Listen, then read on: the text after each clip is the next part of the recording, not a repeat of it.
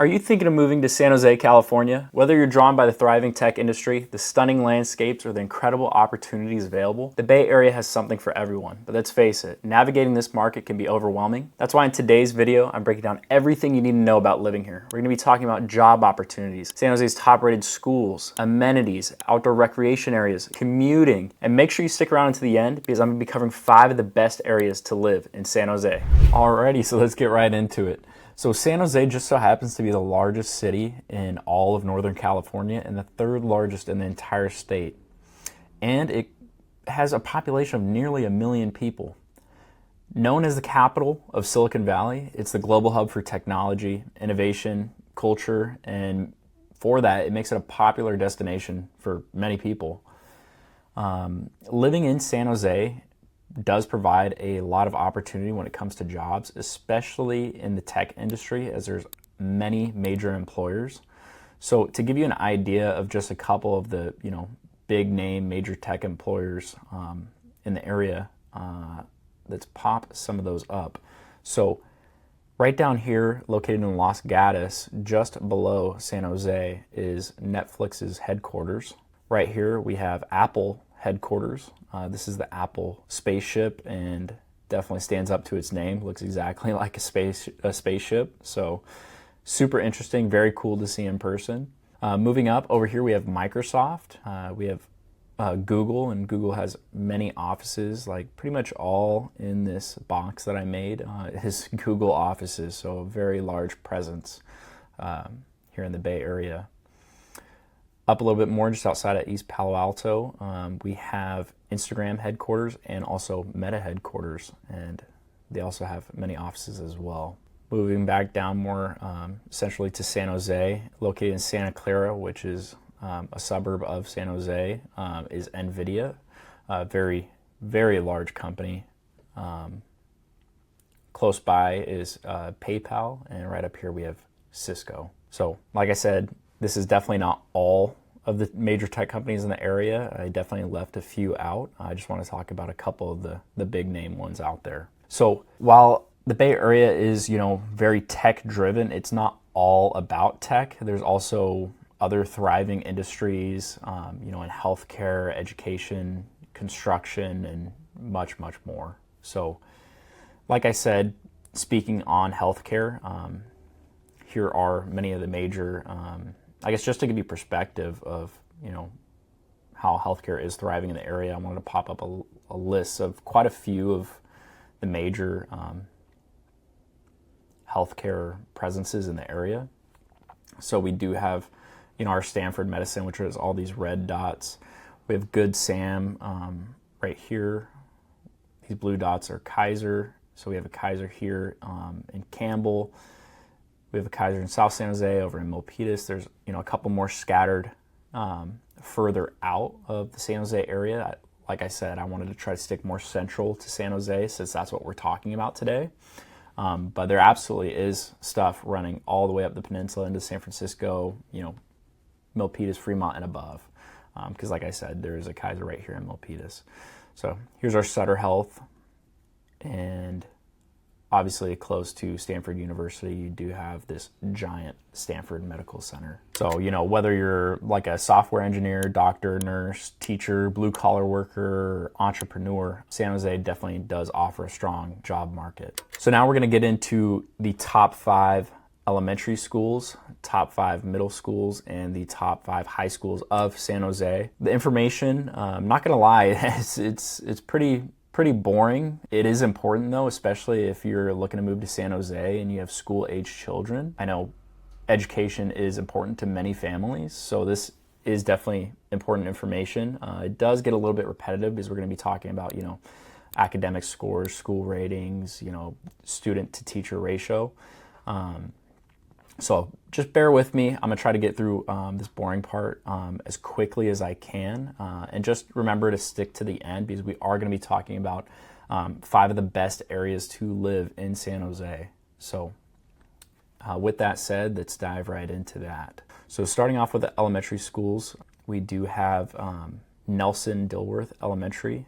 in West San Jose. Has an academic progress rating of 8 out of 10, test score ratings of 10 out of 10. It's a part of the Cupertino Union School District, serving kindergarten up to 5th grade. Has about 21 students per teacher. Moving on to John Muir, right here, also located in West San Jose. Has an academic rating of 7 out of 10, test score rating 10 out of 10.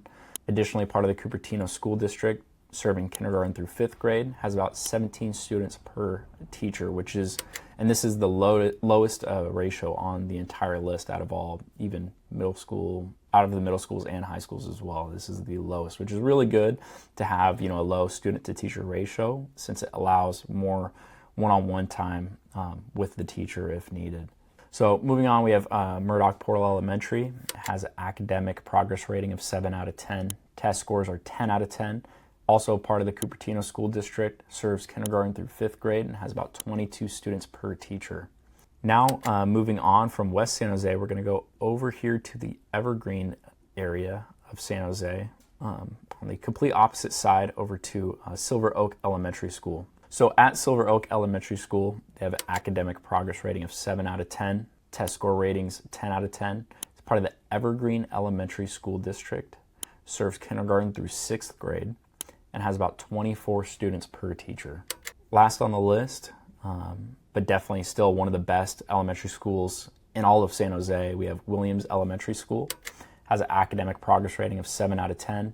Test score ratings 10 out of 10. It's part of the San Jose Unified School District, serves kindergarten through 5th grade, has 25 students per teacher on average. And yeah, so it's definitely a very strong school. This is in the Almaden neighborhood of San Jose. I wanted to take a quick break to let you know that I'm getting calls, texts, and emails every single day from people just like you looking for help relocating to the Bay Area. So whether you're looking to move in 9 days or 9 months, feel free to reach out so I can help you make a smooth move to the Bay Area. Now, let's get back to the video. So moving on to our top 5 middle schools. As you see, we're back over in West San Jose, and we're starting with Miller Middle School. A good note, or I guess a cool fact about Miller Middle School, is they have a Mandarin language immersion program. The short for that is, they call it CLIP. And they have 3 special day classes. So basically this helps young children kind of start learning Mandarin. So if this is something that you think is cool, or you want your kids to, you think it'd be beneficial for them in the future to start learning Mandarin, starting them young, especially in middle school, is extremely great. So I wanted to point that out there. Definitely a strong fact about Miller Middle School, and maybe that's why it is partially ranked higher on the list. So getting back into it, it has an academic progress rating of 7 out of 10. Test score ratings 10 out of 10. Part of the Cupertino Union School District, serves grades 6 through 8. Has about 20 students per teacher. Next we have Steindorf K through 8. So this is from kindergarten to 8th grade. I include it in the middle school list just because it covers grades 6, 7, and 8. It is a STEM school, so it does emphasize science, technology, engineering, art, and mathematics. But it's not the only thing it teaches. Like I said, it emphasizes those specific topics. So getting back into it, has an academic progress rating 7 out of 10, test score ratings 10 out of 10, part of the Cambrian School District, serves kindergarten through 8th grade, has about 22 students per teacher. Next we have Easterbrook Discovery School, has academic progress rating of 7 out of 10, test score ratings are 10 out of 10, it's part of the Moreland School District, serves kindergarten through 8th grade as well, and has about 22 students per teacher. Coming in 4th on the list, we have Union Middle School, located in the Cambrian area. And they have an academic progress rating of 7 out of 10, test scores of 10 out of 10. The school district is the Union School District and serves grades 6 through 8. 5th on the list, back into the Evergreen area of San Jose, we have Quimby Oak Middle School with academic progress rating of 8 out of 10. Test score ratings are 10 out of 10. It's part of the Evergreen Elementary School District, serves grades 7 and 8, and there's about 21 students per teacher. Alrighty, well, thank you guys for bearing in with me. We're on to the last one, which is high schools. All these schools that I'm going over are the public schools. There are, the charter schools and private schools and stuff like that, which do also have high rankings, but I wanted to specifically talk about the public schools today. Now moving on to the high school. So the number one high school in all of San Jose is Lynbrook High School, according to greatschools.com. That's where I got all of this information of these schools is from Great Schools. So if you want to read more on that, I would definitely check out their website. But diving back in, Lynbrook, it has a test score rating of 10 out of 10, college readiness rating 10 out of 10. It's a part of the Fremont Union High School District, serving grades 9 through 12, and there's about 25 students per teacher. Back into the Evergreen neighborhood, we have Evergreen Valley High School with test scores of 10 out of 10, college readiness rating 10 out of 10. It's part of the Eastside Union High School District, serving grades 9 through 12, and has about 27 students per teacher. Moving on back to the Cambrian neighborhood, we have Lee High School with test score ratings of 10 out of 10, college readiness ratings 10 out of 10. The school district is the Campbell Union High School District, serving grades 9 through 12, and there's about 24 students per teacher. Again, back into the Almaden neighborhood, we have Leland High School with test score ratings of 10 out of 10, college readiness rating 10 out of 10. This is a part of the San Jose Unified School District, serving grades 9 through 12, and there's about 23 students per teacher. Last on the list, we have Branham High School with test scores with a test score rating of 9 out of 10, college readiness rating 10 out of 10. It's part of the Campbell Union High School District, serving grades 9 through 12, and has about 24 students per teacher. Alrighty, well, thank you guys for bearing with me on that. Now let's dive into the amenities and kind of what San Jose has to offer. So for shopping and dining, I would definitely check out Santana Row. It's a luxurious outdoor shopping center with high-end stores and restaurants. Close by, and by close by I mean literally across the street, is Valley Fair Mall. It's the largest mall in Northern California. Definitely a great option to go to. Here you'll find your stores like Nordstrom and Macy's, but you'll also find luxurious stores like Louis Vuitton, Prada, Cartier, Balenciaga. And you also find many restaurants here. Some amazing restaurants as well. I've eaten at a lot of them in Valley Fair, and they're really good. So I'd definitely check it out. Close by, you also have downtown Campbell, where you'll find a lot of great dining as well. But it's also close to one of my personal favorites, which is the Prune Yard. The Prune Yard is kind of what's known as an open-air shopping center. It has a lot of retail shops, a movie theater, and a variety of cafes and restaurants. Another one of my top favorites is downtown Los Gatos. Again, has a lot of great dining options and shopping from both well-known brands and boutique shops. And last on the list of places of amenities in San Jose is in the heart of San Jose, downtown San Jose, San Pedro Square Market and Market Bar. So here you'll find many great bars and eateries, and usually you'll find live entertainment as well. Alrighty, so moving on to outdoor activities and recreation for San Jose. So I did happen to go a little bit outside of San Jose, as you can see with some of these here, for a great reason. I mean, you're living in San Jose, you're not stuck to San Jose. You're going to be driving around, see the outdoors and have fun on your days off or in your spare time. So I definitely have a strong love for the outdoors, so I did put quite a few points to talk about on this list, but we'll make sure to get through these quickly. So starting off, you have Alum Rock Park. This is great for hiking or picnics. Close by, this is the Twin Gates Trailhead. There's lots of hiking all through Mount Hamilton, and a good thing to check out at Mount Hamilton is at the peak. They also have an observatory, which is really cool. Moving over to the Los Gatos area, we have the Los Gatos Creek Trail. The Creek Trail runs from Vasona Reservoir pretty much all the way up to about Lexington Reservoir, which is also another point on my list. Like you can fish at Lexington, which is pretty cool.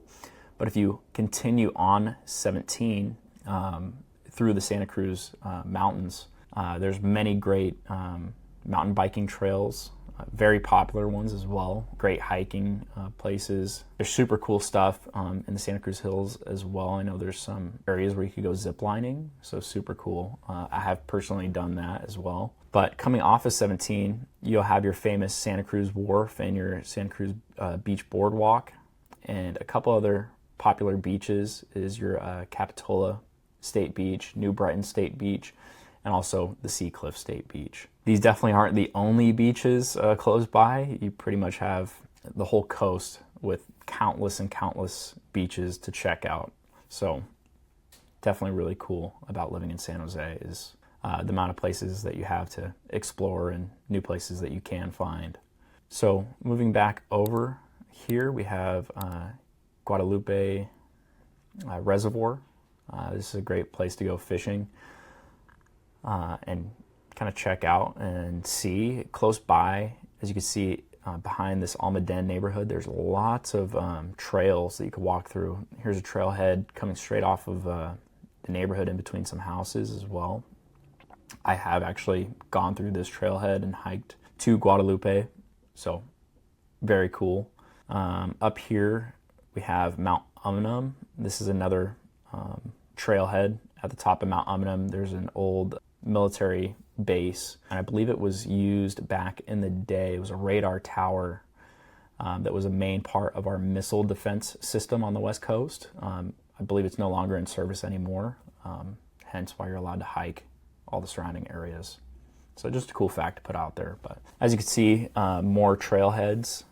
Moving further down, Calero Reservoir is a great one to point out for outdoor recreation, because if you are someone with a boat or you have friends that do have a boat, you can go, wakeboarding, skiing, tubing, or even jet skiing at Calero.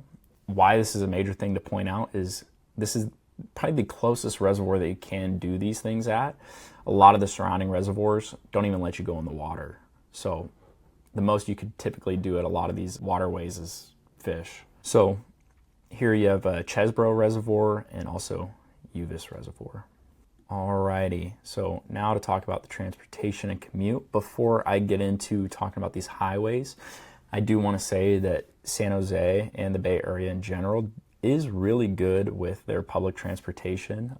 So to pull up a map of the public transportation, all these colored lines represent the paths of public transportation. So whether that's, a bus route or light rail, it pretty much can take you anywhere within the city, and there's public transportation take you out of the city as well. So definitely a great thing to point out if you're not somebody who owns a car or wants to drive their own personal car every single day. Because, there is definitely times where it would be more time efficient to use public transportation than driving, going to certain events or areas, or if you don't want to, or if you want to go to an event at, let's say Levi Stadium and you don't want to park your car over there, you're more than welcome to take public transportation over to that area, and it frankly might be easier sometimes. Or going to the SAP Center to watch a Sharks hockey game. Definitely a great time to use public transportation. Definitely a good thing to point out. So now getting back into commuting in some of these major freeways. So starting off, we have 85 and 17. The reason I pinpointed this spot specifically is for most people living in kind of this region of San Jose, if you're working in tech or have any jobs going westward, in the early morning time, you are going to have a lot of traffic, but as well, you are going to hit a ton of traffic coming home right here at this intersection. The reason being, and I'll tell you from experience, is that there is a stoplight right here for the people merging onto 85 from 17 that says 2 cars per green light, and only 1 car ever goes. So it's super frustrating. Nobody knows how to merge. That's kind of all over the United States. I feel like most people don't know how to merge into traffic, so it tends to get a really bad buildup right here. On 17, people commuting into the Bay Area from Santa Cruz and the surrounding areas. In the morning, there's going to be traffic heading in, and then after work, during those after work hours from about 3 to 7, you're going to get a lot of traffic heading back into the Santa Cruz area. Now moving on to 87 and 280. 87 pretty much connects 85 over to kind of your 280 or even 101 and beyond into 880 as well. 280 is definitely a major one that can take you up the peninsula to San Francisco, as well as 101.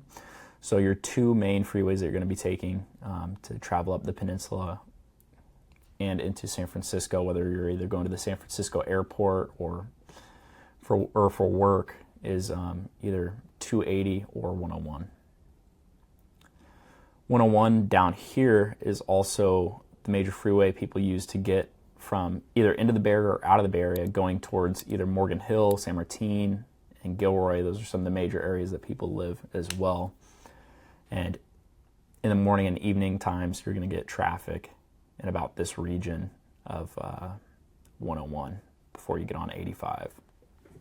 So now 101 and 680, we obviously talked about 101. 680 is a main freeway taking you up into the East Bay and into your kind of Pleasanton, Livermore area. 880 goes all the way through East Bay up to Oakland and beyond. Just talking from experience, I'm not speaking for everybody, but I'd much rather be sitting in traffic heading like after work hours, for example. I'd much rather be sitting in traffic on either 280 or 85 heading home than kind of 880 and 680. For some reason, it seems very hectic on 880 and 680 coming home. So that's definitely something to keep in mind for some of you. If you don't want to hit those that bad traffic, you're going to have to either leave work at a reasonable hour, whether you're heading to work early in the morning or heading home. Alrighty, so now moving on to entertainment and attractions. There's definitely a lot to do in San Jose. So right here above Mountain View, you have the Shoreline Amphitheater. This is where many of your major artists are going to perform, no matter what kind of genre that you listen to. Pretty much all the big name artists do sing here, whether it's country, rock, rap. It's all going to be at the Shoreline.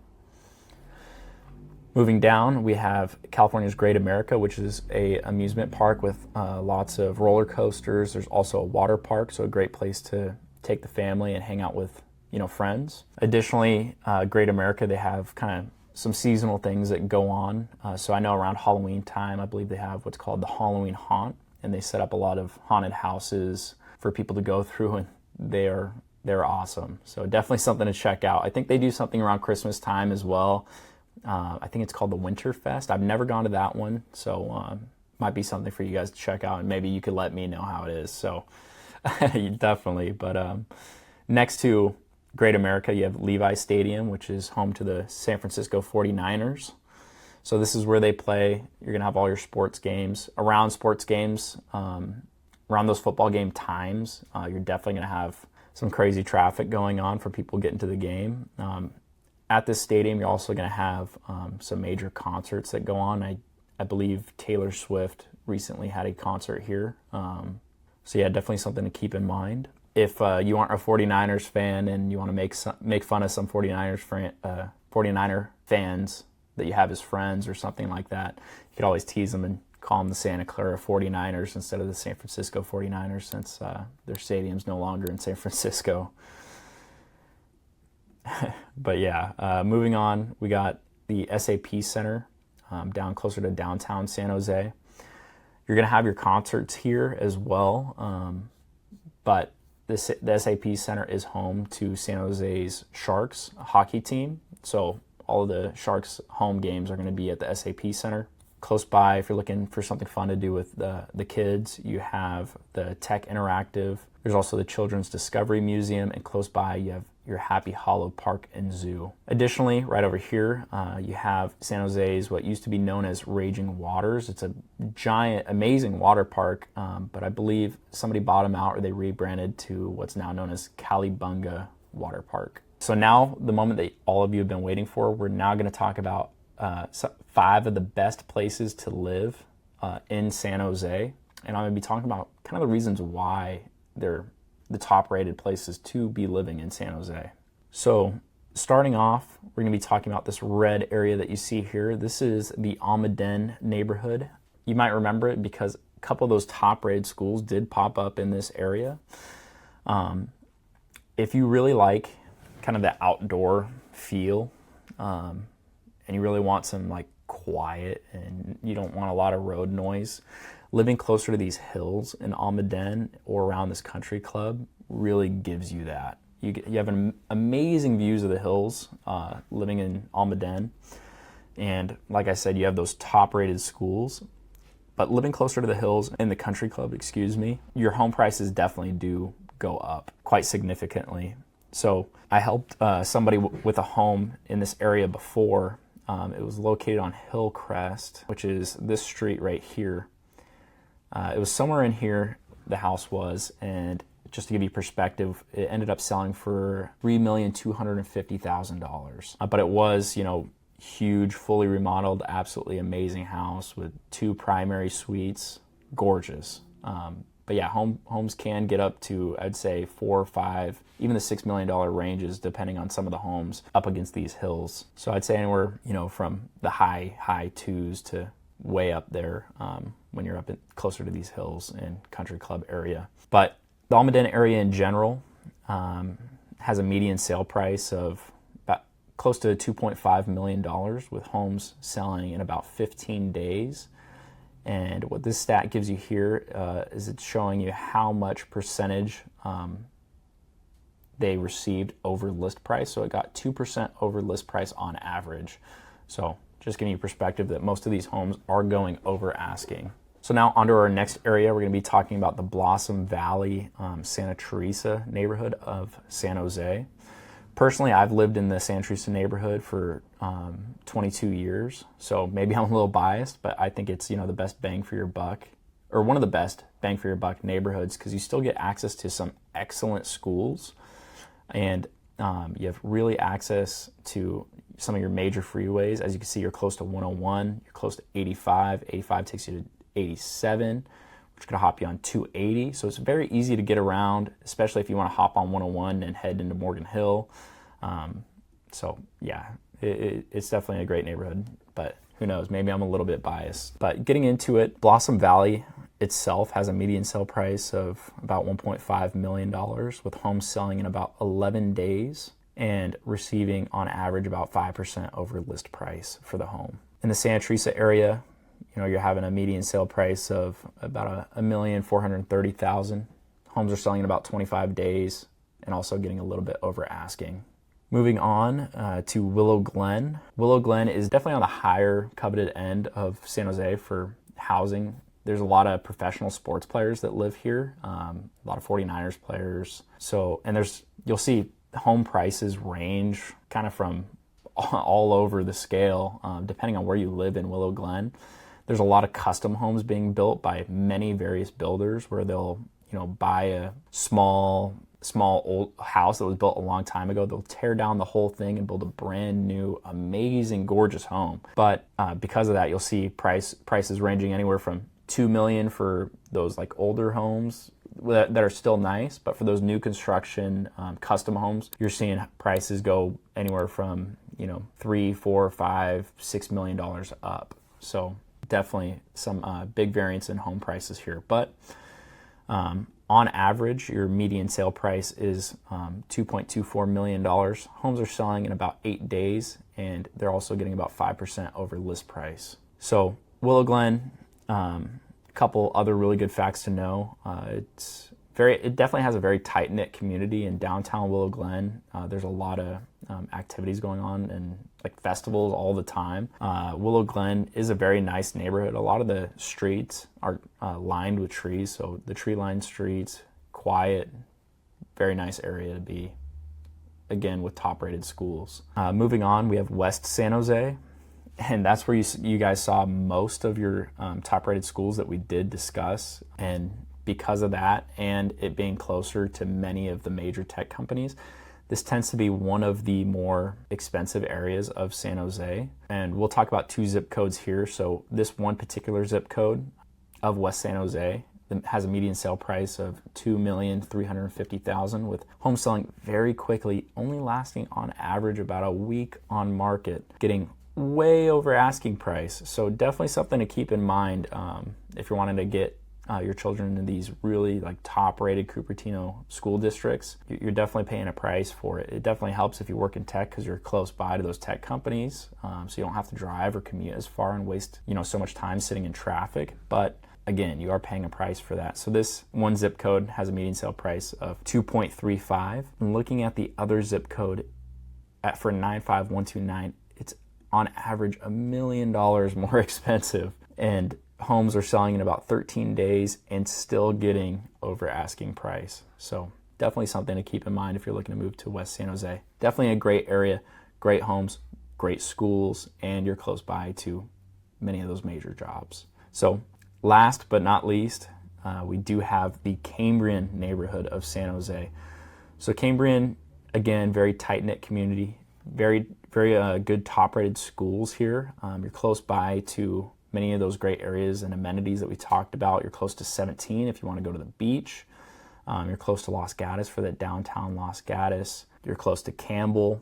Close to Campbell is the prune yard.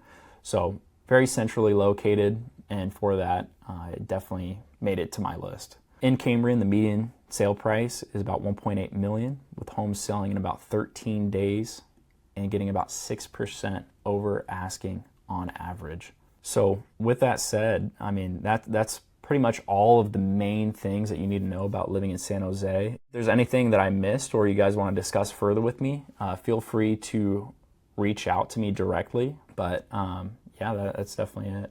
Thank you for watching. As always, if you're thinking about making a move to the Bay Area in California, don't be shy. We make these videos just for you. So give us a call, shoot us a text, or send us a quick email. That way we can help you make a smooth move to the Bay Area.